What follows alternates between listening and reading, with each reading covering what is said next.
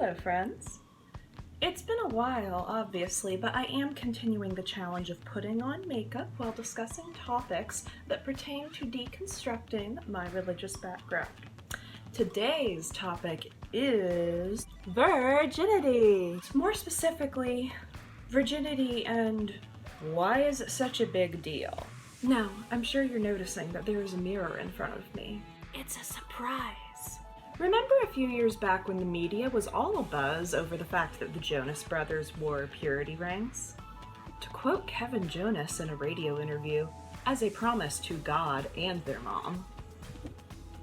Not weird at all. At the time, some praised them for being a light in this dark, sexy world by saving sex for marriage, refreshed that they were publicly willing to make a promise to remain virgins. Then there were other people who took great joy in publicly humiliating them on television and radio for being virgins. I mean, they would get bombarded with the stupidest, most obnoxious questions about, are you really sure you want to wait? And all that super fun stuff. If you don't remember it yourself, I'm sure you can imagine that this was a very weird time. But it just revealed something we already knew about our world. We are ridiculously obsessed with sex, and more specifically obsessed with not having it, whether you're obsessing over the fact that it's weird someone hasn't had it, or that someone has had it and that's very controversial. Which leads me to my point that most of us tend to give ourselves way too much permission to obsess over the business of whether or not someone else is having sex, particularly where religion is involved. Now, we could have countless conversations about the various cultural and religious views of sex, but because of my personal background of growing up in evangelical Christianity, what I'm going to address is how that particular world tends to regard sex and virginity. Side note, I am obsessed with the new XXRevolution cloud primer. It's lovely. So, traditionally in Christianity, those who practice the religion believe that sex is meant to be had within the context of legal marriage between a man and a woman. Which means, if you have sex before you get married, then you have sinned against God. Christians use various verses in the Bible to back this up, such as, because of the temptation to sexual immorality, each man should have his own wife and each woman her own husband. 1 Corinthians 7:2. I'm going to put on my eyeshadow shields now. These are very handy for the fallout that comes from super powdery eyeshadow.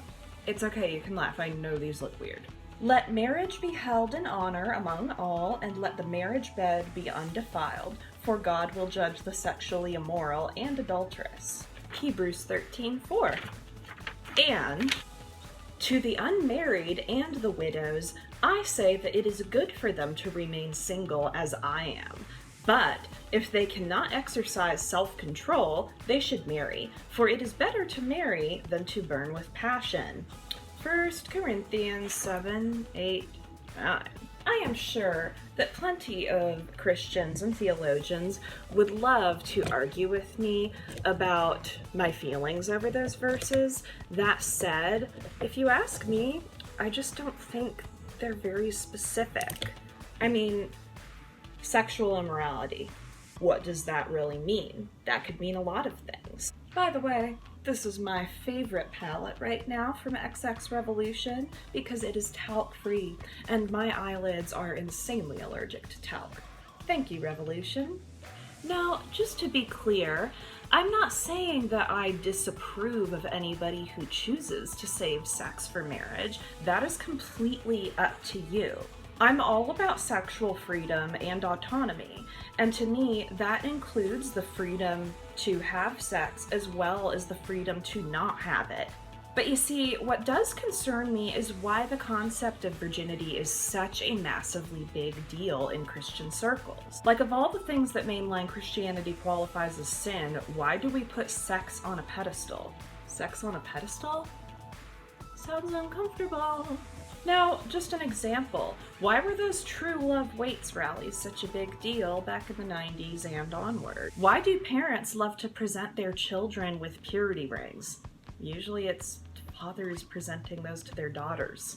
If you Think about it, that's really weird. Why did Christian singer-songwriter Rebecca St. James always take 30 minutes out of each concert to discuss the importance of virginity and waiting? Side note, I kid you not, pretty sure I was there. She even once told an entire arena of people, "I'm a virgin and proud," and then received applause from the thousands of people. I mean, think about it. Is it not a little weird that an entire room of people is clapping at you like, "Yay, she's never had a penis go inside her vagina"? Why are you all clapping about my genitals? Please stop. Now, with this modern obsession we have with virginity, where did the term and the concept really originate? According to a New York Times article called Virgin by Hannah Blank, even in pre-Christian Greek writings, there's already a tendency to talk about virginity metaphorically and in imprecise gestural terms. Depending on the context and the writer, Greek virginity might have been described as an object that is subject to seizure, a value that must be respected, or a covered or wrapped thing that must be unwrapped or unbound. Depending on circumstances and on what an author had to say about it, virginity could be metaphorical, abstract, or physical, imposed from without or inspired from within, guarded or stolen, covered or unbound. So, big surprise, there's never been a painstakingly clear idea of what virginity is or why it should even be talked about. Even Thomas Aquinas used it more metaphorically following his ways of describing chastity. It should go without saying that virginity at its core has always been just a very patriarchal concept in general. Generally what it comes down to is an obsession with the state of a woman's hymen as proof for whether or not she has had sex. Which, by the way, big surprise, has proven to be a big misunderstanding of how the hymen actually works. Now, in case you didn't already know, not every person who has a vagina actually bleeds the first time they have sex. And if it does bleed, more often than not, it's probably because sex was being had a little bit too hard and there wasn't enough lubricant to help it along the way. Now, if you're weirded out as to why I keep referring to genitalia, one, please get over it, it's just body parts. God made them, right? And two, we really need to use those words in order to deconstruct the concept of virginity. Now, have you noticed how the focus seems to commonly fall upon proof of whether or not the woman is a virgin, rather than a man, since a man doesn't have concrete proof to show you whether or not he's had sex, unless it's been in the last couple of minutes since, if you know what I mean.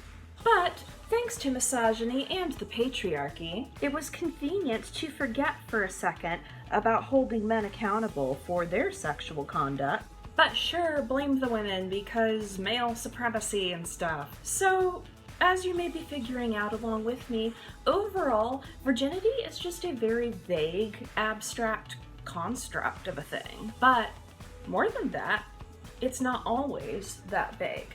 Because if your definition of virginity is strictly penis into vagina contact and that makes someone no longer a virgin, it is a very heteronormative concept that completely erases and invalidates the sexual experiences of the LGBTQ community. So in this video, when you hear me referring to matters of sex in more black and white, cis male, female, heteronormative terms, well, unfortunately, it's because the evangelical world views everything that way. So that's what we're trying to dismantle here. So, all these ambiguous definitions of virginity aside, why are Christians so fearful and controlling about sex? These are questions I am asking rhetorically but also seriously. What are you really afraid of? Aside from the obvious, like dishonoring God, what are you so scared is going to happen if someone has sex outside of marriage? Are you afraid of an illegitimate pregnancy?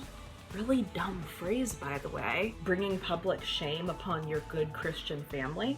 Is your conspiracy theory that bad things will happen, like pain, sin, jealousy, and murder, if someone simply has healthy, consensual sex that's not in the context of marriage? Well, honey, I'm sorry, but I've got news for you.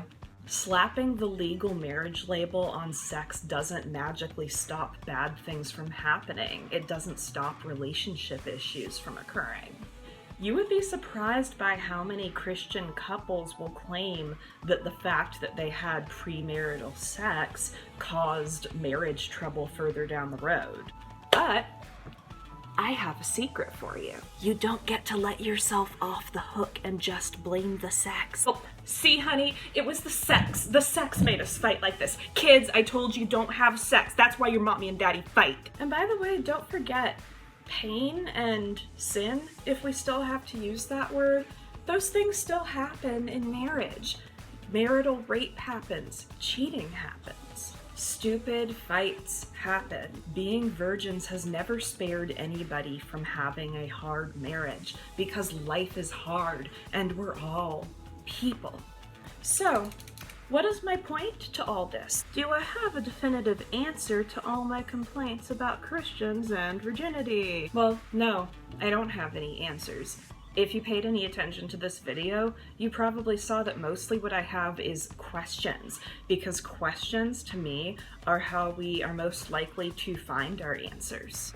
A good deconstruction always starts with questioning that which we were taught was normal. Spoiler alert, that's why your pastors don't like it when you question them about the Bible. That's why your parents don't like it when you question the things they raised you with. Personally, I just think, because I was once an evangelical, so I remember how this goes, we really need to get a refresher course on boundaries and what is somebody else's business and what's not ours. We are way too concerned with people's sex lives, whether it's that of our own adult children or that of someone in our church that we don't have a personal relationship with. So, what's the alternative? I'm glad you asked. First and foremost, don't let sex be a taboo topic in your house.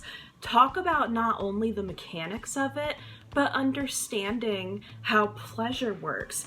Let people know what a clitoris is and how to use it, especially if you are a Christian homeschooling family, because you are the person giving your children sex education. Now, I'm not anti-homeschooling by any means, but there can be trouble when you combine it with your religion. And I have heard of far too many people who had a very lackluster sex education from their parents because there was so much stigma around it, and then grew up really knowing nothing about how pleasure actually works. And also, please, please, please be a proponent of teaching about safe sex and contraception. Unfortunately, that's a really hard one for Christians because many Christians tend to get caught up, not just in the realm of sex, but in many other areas as well. They get caught up in the fear of complicity.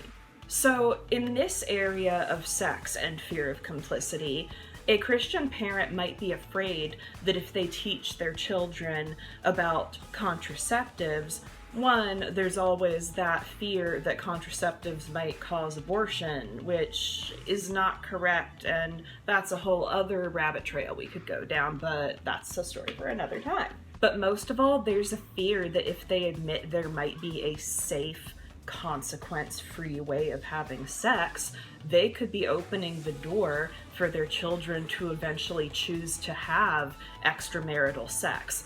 And then, if that's somehow their responsibility, then they are in trouble with God for being complicit in sin, and blah blah blah. It's a whole fun thing that Christians get caught up in all the time. But, once again, you can't control everything. You can't control your children and what they decide to do, especially when they're adults. That includes their sexual orientation, when they feel comfortable having sex or not, and what they wear. How scandalous! You've caught me in my beautiful, sexy lingerie. So yes, this beautiful wine red lacy lingerie is what I was hiding from you the entire time in this video. So why wear lingerie for this video? Come on, we were talking about sex. You had to see it coming. Also, it's just another thing to destigmatize.